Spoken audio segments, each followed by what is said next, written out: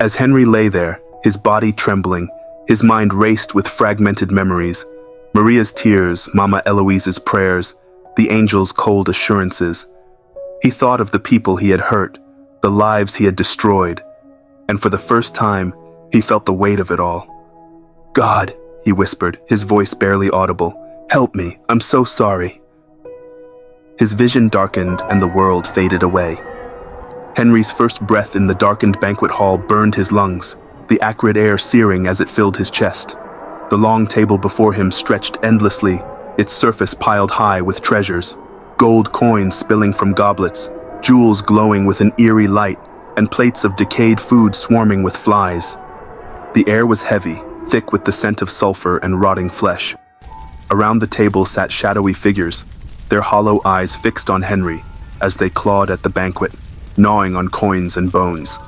Chains of molten gold bound Henry to his chair, the links glowing faintly with the names of those he had wronged. Maria Vargas, Mama Eloise, Miguel Escobar. The heat of the chains burned his skin, each name a searing reminder of his sins. At the head of the table stood Mammon, its skeletal wings spread wide, their jagged edges shimmering with molten fire. Its body glowed like a dying star, cracked and oozing with liquid gold. His eyes, blazing with greed, bore into Henry's soul. "Welcome, Henry Calloway," Mammon hissed, its voice like the grinding of metal and the clinking of coins. "You feasted on greed all your life. Now, you will dine on its emptiness forever." Henry struggled against the chains, his voice trembling. I don't belong here." Mammon laughed, a sound like an avalanche of gold. "Don't belong here.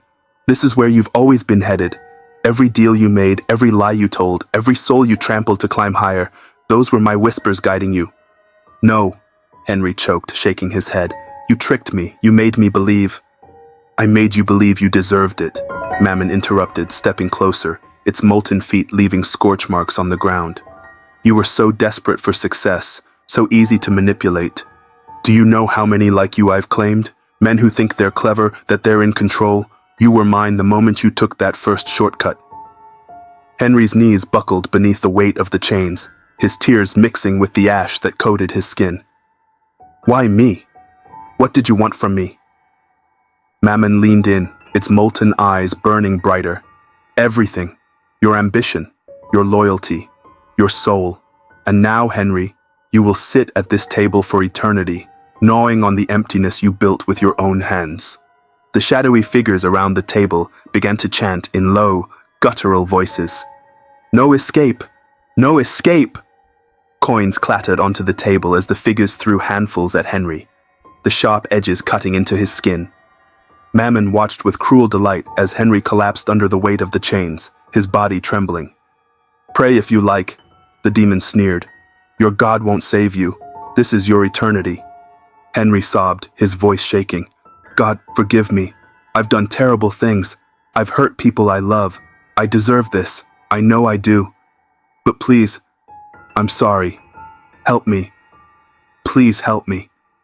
Mammon's laughter echoed through the hall, a booming cacophony of mockery. "You hear that?"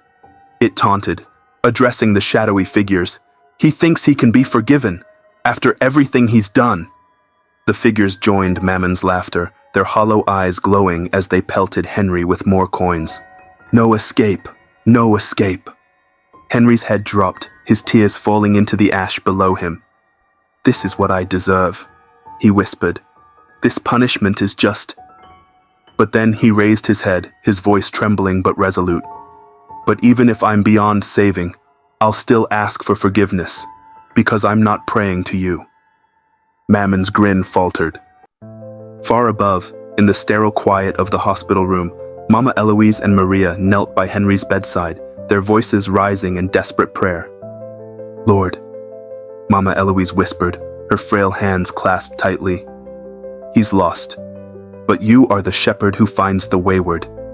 If it's your will to take him in grace. Forgive him, Lord. Forgive him."